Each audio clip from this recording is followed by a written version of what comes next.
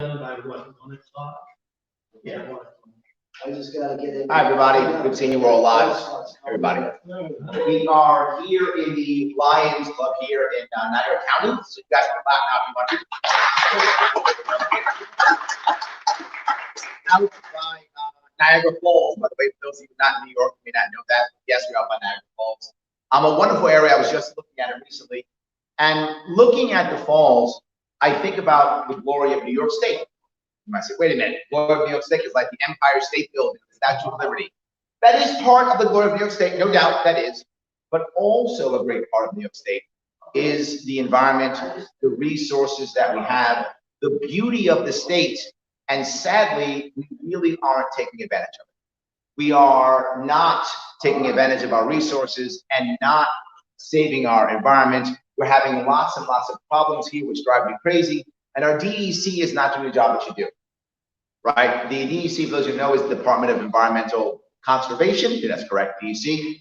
And not because they're bad people. I've met many of them who work there, and they want the right thing. They actually join the DEC to try to do the right thing. And then they get caught. They get caught in a spiral of being inefficient and ineffective because the system around them is exactly that. The system around them ensures that they can't be as effective as they want to be.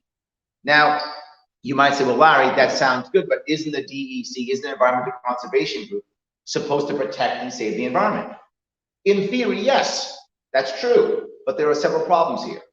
Number one, aren't we supposed to still build and grow the state also? That's the part. The problem that's affecting our state is there isn't a dual purpose to these places. The DEC's job should not be just to protect the environment. If it's just that, we'll build nothing. Their job becomes to say no to everything. And I get it, that's what you're supposed to do, that will be your job. Instead, his job should be to grow while preserving the environment. The most important piece, though, is the to grow part. Why does that matter? Because someone in our state has to be responsible for helping people say yes, not just saying no. And we see it in almost all our construction. When we're building roads, when we're building highways, when we're building buildings, when we're building anything, we see lots of people outside ready to look around and go, no, no, no. Who's the one to say, whoa, whoa, whoa, yes? An example I'll give, I heard a story maybe a week or two ago when I was out here before, and someone said, we were trying to build we were trying to offload these trucks. And I said, okay, what happened? Well, one of the guys came by and said, this thing he was doing right now is not safe. So he shut it down, so the worker stopped. She was out doing something. She came back like a couple hours later and said, why is the truck unloaded? Well, it's unsafe. She was great, how can it be safe? No one figured out how to make it safe, so it just didn't get done. And my point is not that you should work unsafely, but the guy or gal who should go, it's not safe, should just go, it's not safe. The guy should say, it's not safe, and here's what we must do to make it safe so you can unload your truck. That's the part that's missing. So when the person shows up and you say, why did you stop it? Because it wasn't safe. There's a repercussion to the person. So what they always do, stop things. It's not safe. But what should happen is, why didn't you show them how to make it safe so that we can unload the truck? That's not their responsibility. That should be. That should be, and it isn't. We do want to grow, and we want to protect the environment. But there are problems with this also, not just that. Who is doing most of the damage to the environment? Usually large corporations. Not all, but usually.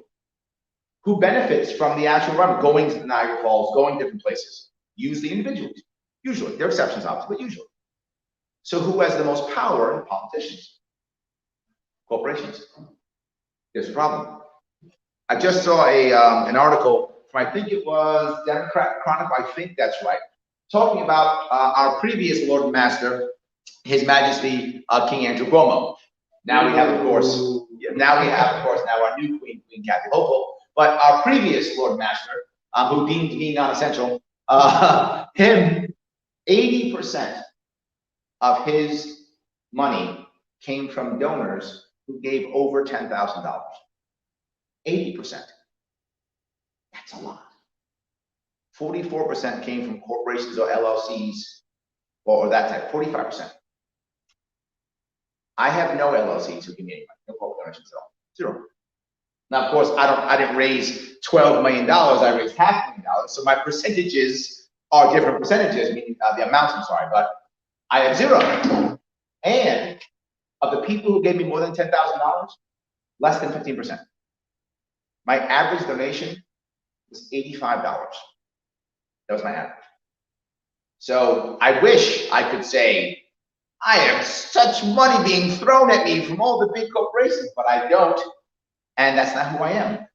I'm trying to find ways to have both people be successful. I want large corporations in New York State too. I do. I want lots of large corporations. And I want small business. And I want individuals. I want all of it. Isn't, one or the other for me. So all of our organizations like the DEC and everything else should always have a dual purpose. And that is to protect and to grow, both.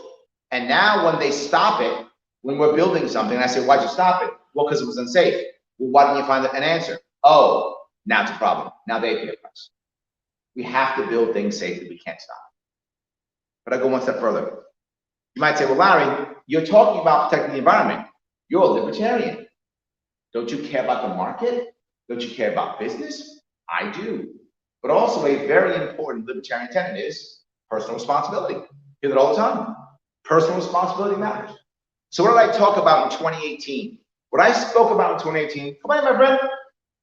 Guy walks in the door with a No New York Safe Act shirt. Shirt, thank you, my friend. I agree. We'll cover that in a second. Yes, but let me look at the environment for a second. I talked about in 2018 the idea of having, believe it or not, an EVU in the DEC. What's an EVU? An environmental victim. Why in the world do we have an environmental victim? Why? Because the average AG in New York State has no idea how to prosecute an environmental problem or crime or issue. They have no idea. They're like, where's the murderer? But what happens when there's a horrible spill or when there's a contaminated site? And they're all over New York State, all over the place. We're one of the worst in the entire country. We don't even know how to prosecute. Our AG, in case you didn't know, doesn't know how to prosecute crimes. AG is supposed to stand for Attorney General, but it doesn't in New York State. It stands for aspiring governor. That's what it stands for. Well, you know it's true, right? Yes. That's what it stands for in New York State. So it's different. It's aspiring governor. So they're worried about when they're going to run for governor. They don't care about prosecuting crimes and stuff. That's whatever. That's for someone else, not for them, right? So they don't know how. So imagine if you had an environmental victims unit. What does that mean? There is a contamination. There is a spill. There's a problem. Something goes wrong. Now that group of the DEC, and to be forward, there are people who currently work in the DEC who thought they'd be doing this kind of work, and they're not.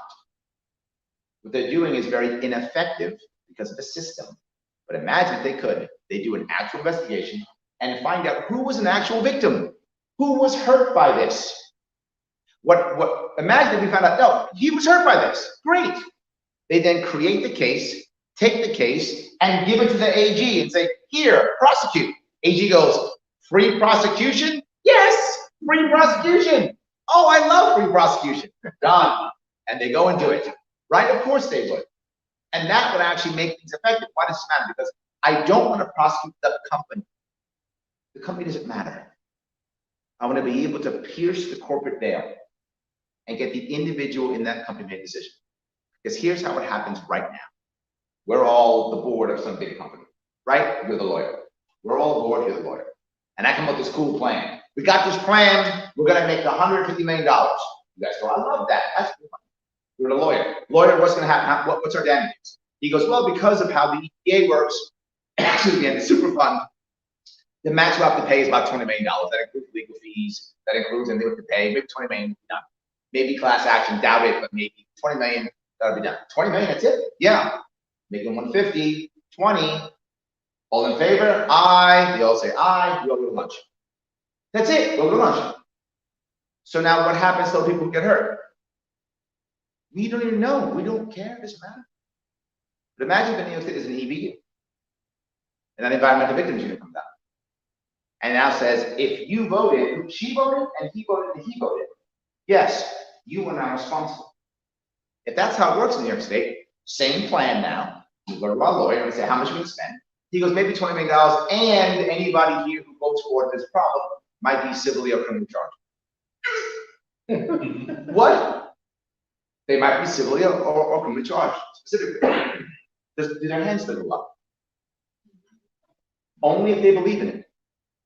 Do their hands still go up? Only if they actually believe in it. If they honestly believe this is the right thing to do, and it's not going to harm people, not going to get in trouble, then that's when their hand goes up.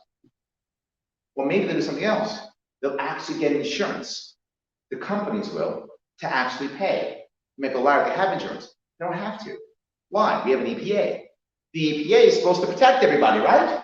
It's not what it does. What the EPA does is it protects companies. The EPA caps a company on how much he can spend, which is why he knows it will be 10 or 20 million. He knows that already, because that's the law. And the rest is supposed to be paid for by the Superfund. The Superfund has no money. That's why the cleanups don't get done. The EPA regulations have been written by lawmakers, by corporate lobbyists 30, 20, 30 years ago. To clean up the EPA the way the EPA, to the site where the EPA says it, physically we don't have the physical, we don't have the machines anymore to do so. We can't do it. The technology's too old. We'd have to go to like Africa or Asia or something and buy it from some company that we sold this stuff to 30 years ago, bring it back here and clean up. Never gonna happen. Fantasy. That's why they say clean up. We could change that in New York now. Actually protect our environment. Actually have personal responsibility. Actually have insurance companies have to pay. Because right now what happens? There's some horrible spill or some problem. A bunch of people are hurt. Lawyers go, we're gonna do a class action lawsuit and punish Acme Company, what I made of Acme, whatever, and punish Company X. We're gonna do that. And we get a bunch of people say yes. It goes 5 to 10 years. At the end of that 5 to 10 years, the lawyers get millions. Each person gets $4.95 for a check. So they get, you know, so you've seen it before. They get something like $17 or something like that, right? Each, because they made 20,000 people divvy it up. Lawyers get a massive millions, they get tons, and the government gets a check. So the government now becomes the business partner. He knew that, the lawyer, the whole time. He was aware of that. These people who voted don't even care because he's got that covered. He's on the payroll. He knows what's up. So he takes care of all of that. It costs him no more than 20 million, he said. If it costs 15 million, he's a hero. He sold us 20. So he's a hero. People are punished. The government gets their cut, and no one is punished. And we don't even know who these people are. I'll ask anybody in this room, does anyone in this room know who the CEO of Exxon is? Yeah, no one knows. What's the point? It's Exxon bad. Exxon, what's Exxon? It's a piece of paper. Exxon is ones and zeros on a computer. Individuals make decisions. Individual responsibility is what libertarians are about. And I would ask you, would you find a Democrat or Republican who didn't bring this up? Of course not, because they're all corporatists. They say they're not, but they all are. They're all corporatists. We're actually not. They call us corporatists all the time. Yet my EBU plan has been on my website since 2017. And I would ask you, what candidate has come up and said, that's a great idea. I'm going to take our shoves and punish corporations? None. None. So we're the ones talking about it. That's what's important. So I was going to go down another road, but since Mr. New York Safe Act walked in, I'm going to cover what you talked about. Safe Act. We are in Western New York, so I got to talk about Safe Act. You can't not talk about Safe Act in Western New York. It's kind of against the law. They'd probably throw me out of the county if I didn't. The Safe Act, for those who don't know, who may be watching or in New York, is an act that was enacted in 2013 because of all of the horrible, horrible shootings that were happening in New York State. Oh wait, no, there were none. There were literally none. Literally none. I've asked that question many times. I asked, what was the impetus? Where were the shootings in New York State that caused the Safe Act to be enacted? And they go, well, we needed it to be safe. Got it. What was happening? Where were all the deaths that were happening that stopped? Well, it's been making us safe for 8 years. Awesome. What was the problem that stopped? No answer. There was none. Safe Act was put together after the Sandy Hook shootings in Connecticut, not in New York. Nothing happened in New York. New York's not having mass shootings. It's not a thing. So we made Safe Act. We made the toughest, gun safety laws in the country. In a state that has no problem with this at all, who has the most responsible gun owners, literally the entire nation. Some of the most responsible gun owners in the entire nation, in this state, we thought we'll teach them for being responsible and we'll punish them with the SAFE Act, which is what we did. And we made, give or take, 1 million, 2 million New Yorkers immediately overnight violent felons with stroke of pen. You might say, well, Larry, the Republicans, they stopped it. They were still in charge then. They still ran the Senate then, didn't they? They did. And they didn't do a thing. They smiled the whole way through, and Republicans put it through. And then in 2018, Republicans ran for governor. They picked lieutenant governor, this Republican lieutenant governor, and her words, not mine, her words were, the SAFE Act doesn't go far enough. This was the Republican lieutenant governor. The Democrat, I would expect that, right? That would be normal. You'd expect that. You would, okay, yeah, Democrat got it. Makes sense. Makes sense. Republican? That was theirs. So there is no defense for the SAFE Act except for one party, one organization, the Libertarian Party. That's the only, if you support the Second Amendment, if you do, and you're in New York State, there is no other party for you except our party. Anything else, you are fooling yourself. Thank you. And then if you want to fool yourself, you can. There's no law against fooling yourself. But just understanding, like, yeah, Republicans are going to say, no, they're not. They don't care. If they cared, they would have stopped. And I go one step further. Was there any Republican who was jumping down and stopping the red flag laws to come out? Who were those? Who's been suing the state? It's been Libertarians, not Republicans. Libertarians have been suing the state to stop this. Libertarians are trying to stop this. No Republicans. We're the ones who want to get rid of the SAFE Act. I was the only one talking about repealing the SAFE Act. The only one. No one else was. They were like, let's go further. Let's go deeper. And now they said we have to have red flag laws. So I would ask, what was the horrible thing that was happening in New York State that requires red flag laws? Nothing. I thought the SAFE Act was keeping us safe. I thought that was the magic act that made us all safe all of a sudden. Why do we need more?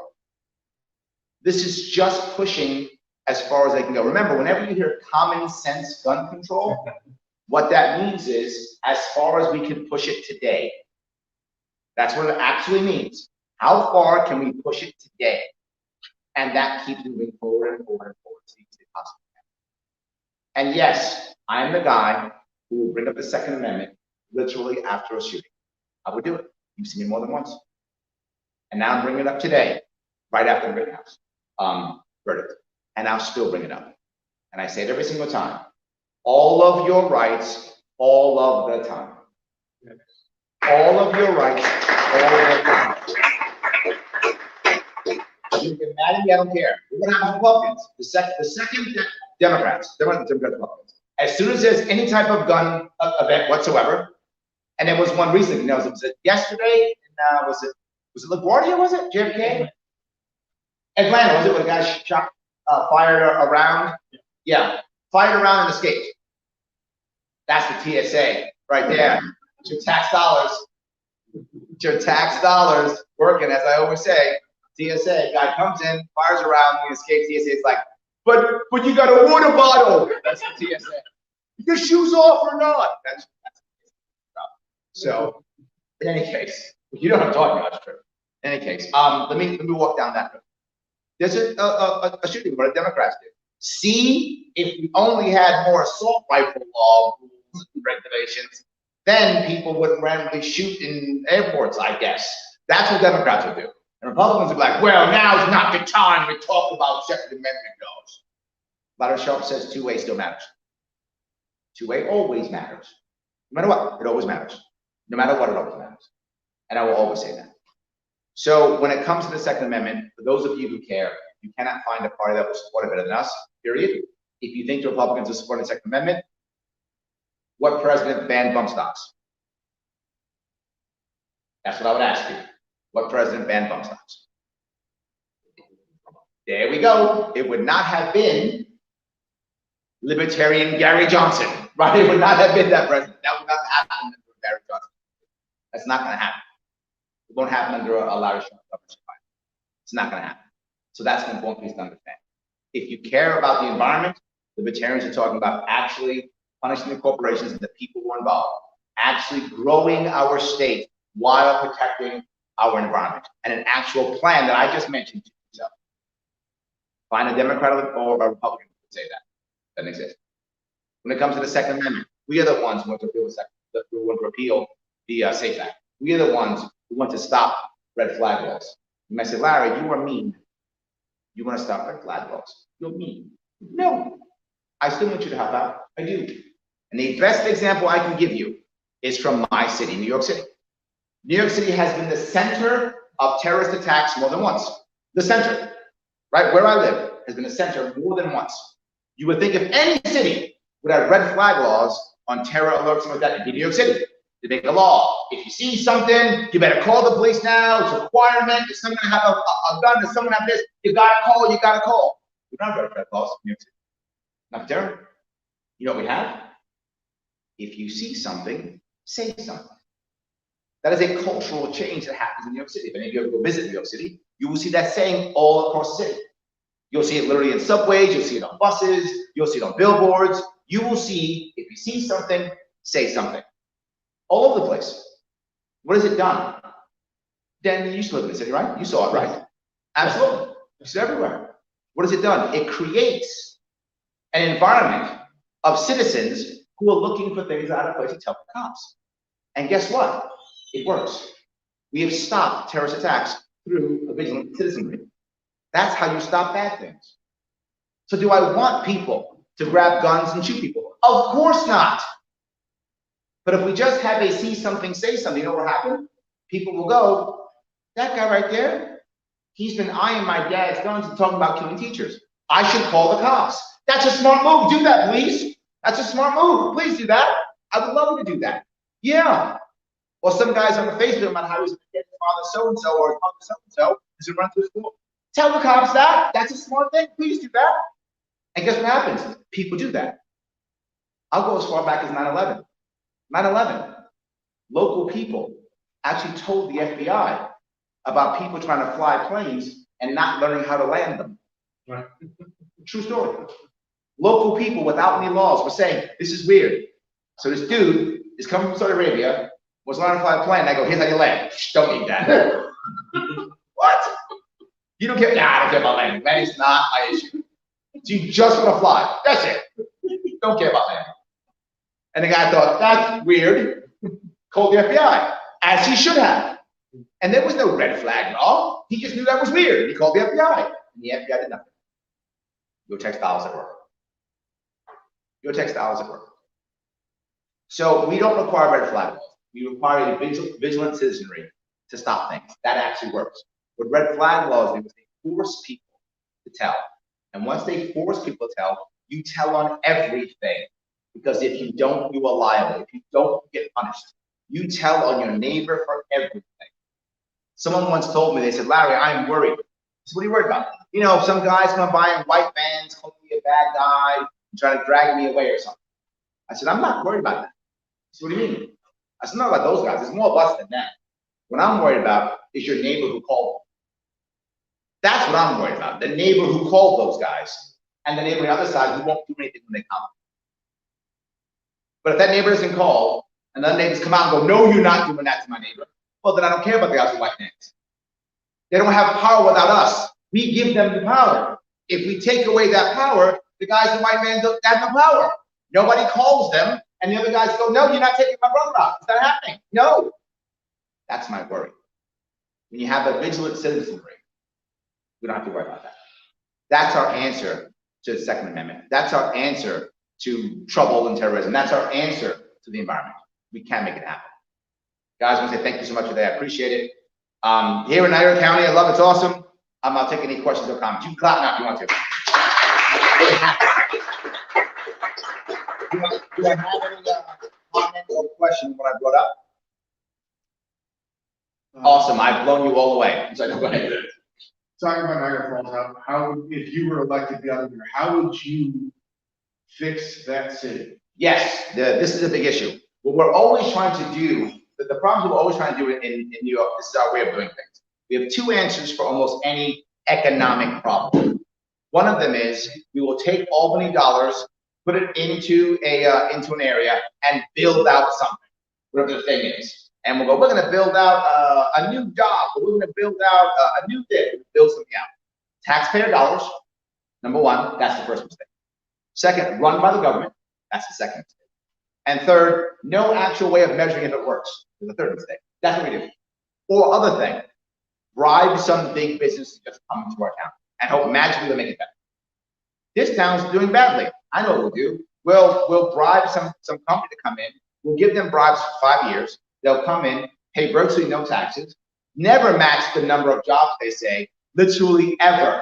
They have never, I don't mean 90%, 10%, never, not one time, match the number of jobs someone they've ever said in New York State, ever, the history of New York State, never done it.